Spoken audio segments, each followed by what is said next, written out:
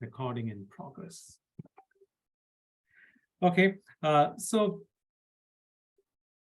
I guess this discussion definitely cannot be limited to just today. I think let's try to discuss this very topic for the next several sessions that we have. The topic that was suggested to me was peer pressure, which most of us face in some way or the other, right?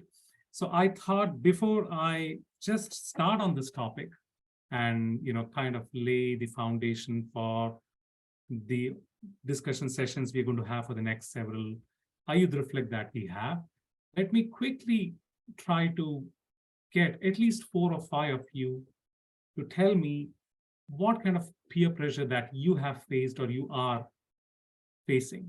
And one very simple thing could be, I feel peer pressure from my friend when they all go to party and do something which I probably is not comfortable doing it, but I'm not comfortable not doing it either. That could be one form of peer pressure. So anything that you would want to share. So whatever you suggest today, I would request Arun or Param to just take that down, and we'll have our eventual discussions next month, etc., based on that. So can I please have any one of you or at least 4 or 5 of you to just tell me what kind of peer pressure, as briefly as you can, that you think you face or you have faced.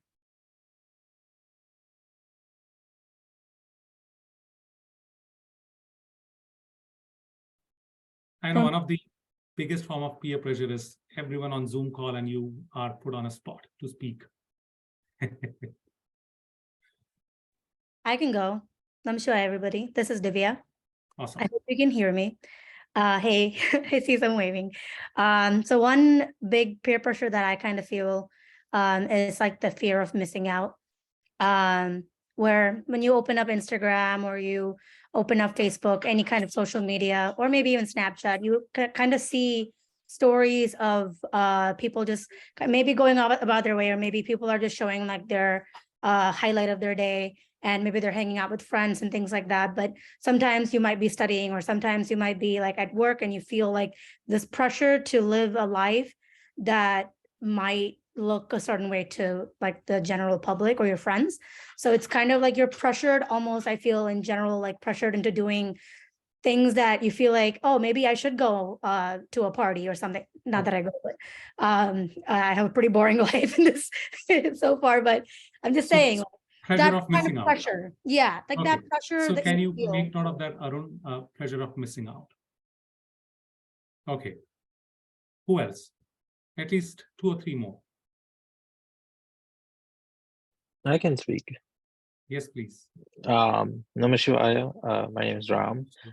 I think I feel the peer pressure of having to be successful or working very hard to make sure that I have a secure future. I think I think every generation might face this, but I think it might, for our generation, I feel like it's a bit different due to technology, all that. But I think that plays a big role in my life, and it adds a lot of stress. And okay, secured future. Okay, right. And I see Sujit. He writes fear of career, not clear about your passion, and fear of taking risk as it may go wrong and be a failure. So we have the third one. One more at least. And we're talking about peer pressure. Anyone?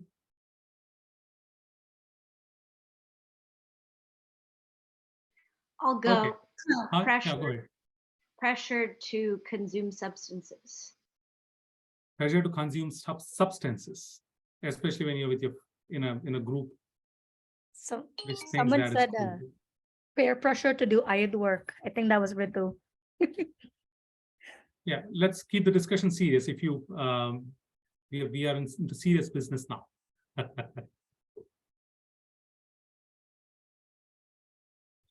I mean, you feel Ayudh work being peer pressured, we really need to think about.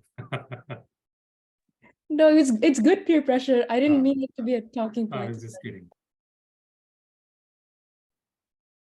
Okay, so at least we have 3 or 4 things to discuss. We'll try to pick each one of Swamiji, those. Akshay and Priyanka also raised their hand. I just Oh, noticed sorry, that. Kari, go ahead, go ahead. Yeah, I was just gonna say, fear of fitting in. I know this happens a lot in the workplace where, new employees are hired and there's like sense of like exclusion when you're trying to feel a sense of belonging. So like I'd say fear of fitting in. Fear of fitting in and sense of belonging. If you could make note of that, Arun. Namaskar, Swamiji. I'm in a PhD program and I feel pressure to compare myself to other students in terms of the number of publications and then competing for a limited number of jobs. So comparison and competition. In academics, in your academic life. Yes. Or profession, comparison in your profession. Okay, great. So we'll definitely try to focus on each one of these in the coming sessions as we have. Today, I thought I'll just maybe share one pointer which I always think about whenever I have felt, in some kind of pressure, similar to fitting into something or in comparison with a group, etc. One thing that I have thought about in terms of how to cope up with this kind of a situation where we feel pressured some way or the other. So I feel maybe one pointer that we all need to ponder upon, or probably this should be the takeaway for today, for all of us to contemplate on and ponder upon, is when we say peer pressure, the question actually is it peer pressure or the pressure actually coming from somewhere else? My submission would be peer pressure probably is just the peripheral thing. The actual pressure is from our own self. We probably have some expectations. We probably have a model and we try to fit into that model. When we don't fit into that model, we feel some kind of pressure telling, I'm not fitting into this model which I think I should be in. And because we don't fit into that, we feel some kind of pressure. And I guess we wrongly understand that as peer pressure. Not that we don't get any pressure from our friends or people who are around us. Not that they don't contribute to it at all. They definitely would be contributing to it. But as Amma says, feeling pressured is completely at our disposal. If I decide not to get pressured, I just won't get pressured. So definitely we also play an important role in feeling pressured. Actually, if you look about all the examples that you gave, fear of FOMO, that Divya mentioned, Akshaya mentioned about comparison with others. Ameya mentioned about trying to be as cool as your friends, be it with the substance that you consume, etc. Again, in all these cases, if you look at it, the underlying denominator is the same. We create a model wherein we want to fit in, feel good about it, but because when we are not able to fit in for whatever reason, cultural, parents, and etc., we feel pressured, right? So I think one thing we need to all ponder upon and contemplate on is the question, am I really feeling pressured because of my own self or others? What is the real cause? Where exactly is the cause? Probably that's something we all need to think about. In the Bhagavad Gita, there's a verse which basically the gist of it is the worst enemy you could have is your own self. The best friend you could have is again your own self. So what really helps you rise is your own self. And what lets you fall? Who's to be blamed? It's my own self. People and things around may be just a reason, maybe just a trigger or just a cause of it. But finally, it's up to me whether I want to feel good or bad about it, whether I want to feel at ease or whether I should feel pressured. So that's something I think we all need to think about. That just reminds me of one of my classmates when I was doing my undergrad. Sorry to say that was at least 23 years ago. So I feel quite old. So, things in India have changed a lot. But at least when I was there, when I was an undergrad age, definitely in India, it's changing big time in India now. To have a girlfriend is not a very common thing. And to have a girlfriend, you need to go through a formality. So here you basically propose when you have decided you're going to marry someone, right?